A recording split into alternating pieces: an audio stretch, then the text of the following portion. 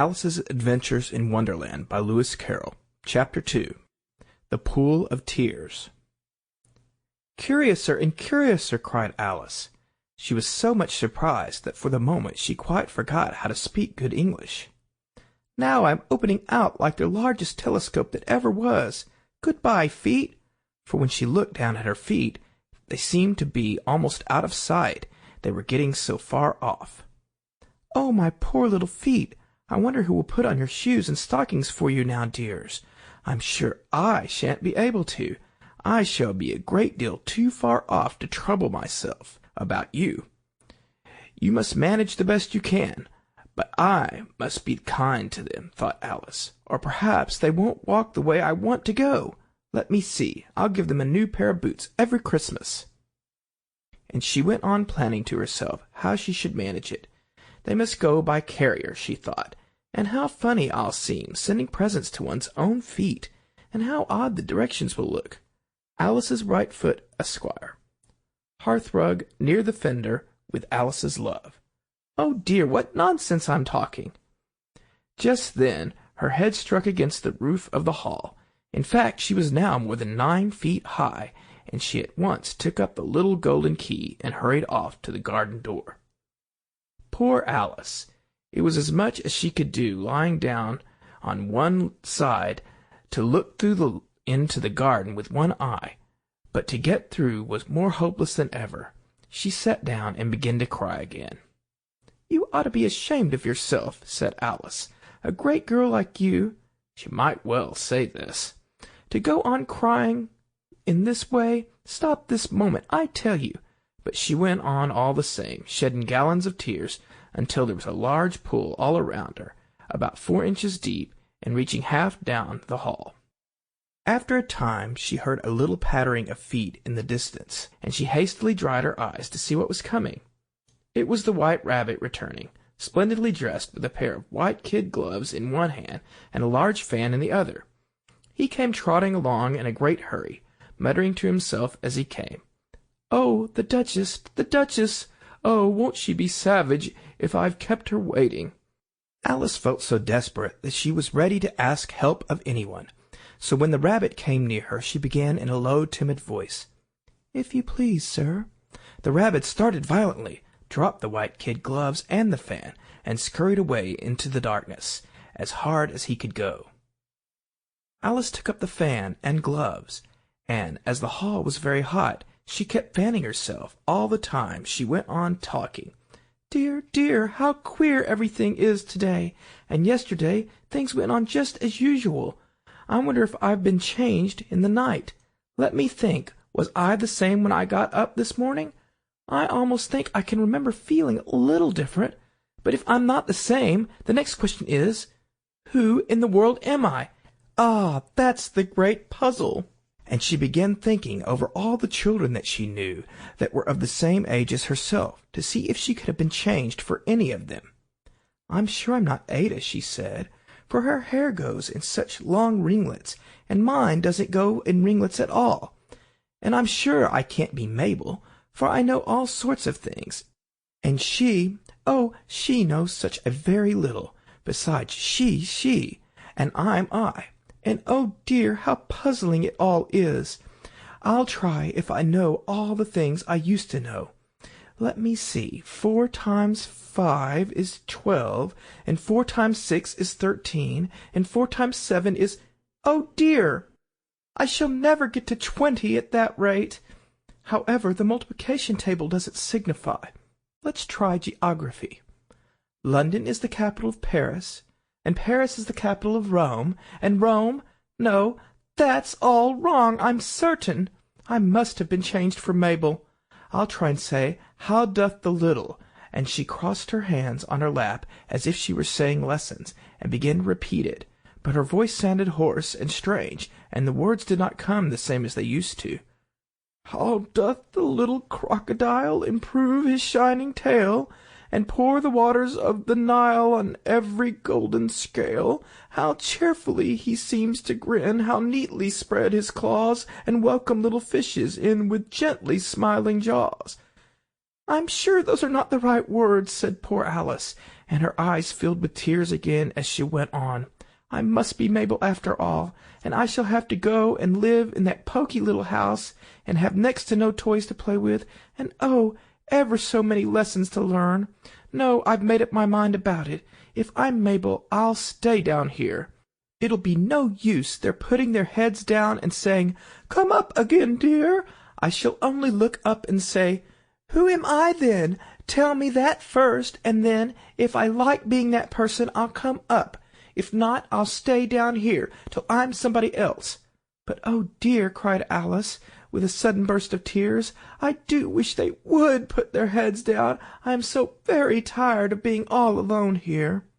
As she said this, she looked down at her hands, and was surprised to see that she had put on one of the rabbit's little white kid gloves while she was talking.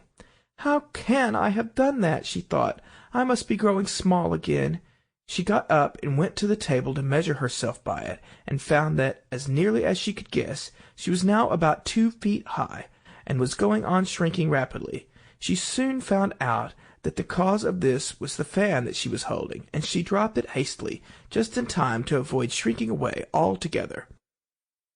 "That was a narrow escape," said Alice, a good deal frightened at the sudden change, but very glad to find herself still in existence. "And now for the garden," and she ran with all speed back to the little door. But alas, the door was shut again, and the little golden key was lying on the glass table as before. "And things are worse than ever," thought the poor child, "for I never was so small as this before, never, and I declare it's too bad, that it is." As she said these words, her foot slipped, and in another moment, splash, she was up to her chin in salt water. Her first idea was that she had somehow fallen into the sea. "And in that case I can go back by railway," she said to herself. Alice had been to the seaside once in her life, and had come to the general conclusion that wherever you go on the English coast you find a number of bathing machines in the sea, some children digging in the sand with wooden spades, then a row of lodging-houses, and behind them a railway station. However, she soon made out that she was in a pool of tears, which she had wept when she was 9 feet high. "I wish I hadn't cried so much," said Alice, as she swam about, trying to find her way out. "I shall be punished for it now, I suppose, by being drowned in my own tears. That will be a queer thing, to be sure. However, everything is queer to-day." Just then she heard something splash about in the pool a little way off, and she swam nearer to make out what it was. At first she thought it must be a walrus or hippopotamus, but then she remembered how small she was now, and she soon made out that it was only a mouse that had slipped in like herself. "Would it be of any use now," thought Alice, "to speak to this mouse? Everything is so out of the way down here that I should think very likely it can talk. At any rate, there's no harm in trying." So she began, "Oh, Mouse, do you know the way out of this pool? I am very tired of swimming about here. Oh, Mouse!" Alice thought this must be the right way of speaking to a mouse. She had never done such a thing before, but she remembered having seen her brother's Latin grammar, a mouse of a mouse, to a mouse, oh mouse. The mouse looked at her rather inquisitively, and seemed to her to wink with one of its little eyes, but it said nothing. "Perhaps it doesn't understand English," thought Alice. "I dare say it's a French mouse, come over with William the Conqueror." With all her knowledge of history, Alice had no clear notion how long ago anything had happened. So she began again, "Où est mon chat?" which was the first sentence in her French lesson book. The mouse gave a sudden leap out of the water, and seemed to quiver all over with fright. "Oh, I beg your pardon," cried Alice hastily, afraid that she had hurt the poor animal's feelings. "I quite forgot you don't like cats." "Not like cats!" cried the mouse in a shrill, passionate voice. "Would you like cats if you were me?" "Well, perhaps not," said Alice in a soothing tone. "Don't be angry about it. And yet I wish I could show you our cat, Dinah. I think you'd take a fancy to cats if you could only see her. She's such a dear, quiet thing," Alice went on half to herself, as she swam lazily about in the pool. and she sits purring so nicely by the fire, licking her paws and washing her face, and she is such a nice soft thing to nurse, and she's such a capital one for catching mice. Oh, I beg your pardon, cried Alice again, for this time the mouse was bristling all over, and she felt certain it must be really offended. We won't talk about her any more, if you'd rather not. We, indeed, cried the mouse, who was trembling down to the end of his tail. As if I would talk on such a subject. Our family always hated cats. Nasty, low, vulgar things. Don't let me hear the name again. I won't indeed, said Alice, in a great hurry to change the subject of conversation. And you, are you fond of dogs? The mouse did not answer, so Alice went on eagerly. There is such a nice little dog near our house I should like to show you. A little bright-eyed terrier, you know, with, oh, such long curly brown hair, and it'll fetch things when you throw them, and it'll sit up and beg for its dinner, and all sorts of things. I can't remember half of them, and it belongs to a farmer, you know, and he says it's so useful, it's worth £100. He says it kills all the rats and— "Oh, dear!" cried Alice in a sorrowful tone. "I'm afraid I've offended again." For the mouse was swimming away from her as hard as it could go, and making quite a commotion in the pool as it went. So she called softly after it, "Mouse dear, do come back again, and I won't talk about cats, or dogs either, if you don't like them." When the mouse heard this, it turned round and swam slowly back to her. Its face was quite pale, with passion, Alice thought, and it said in a low, trembling voice, "Let us get to the shore, and then I'll tell you my history, and you'll understand why it is that I hate cats and dogs." It was high time to go, for the pool was getting quite crowded with birds and animals that had fallen into it. There was a duck and a dodo, a lory and an eaglet, and several other curious creatures. Alice led the way, and the whole party swam to the shore. End of Chapter 2.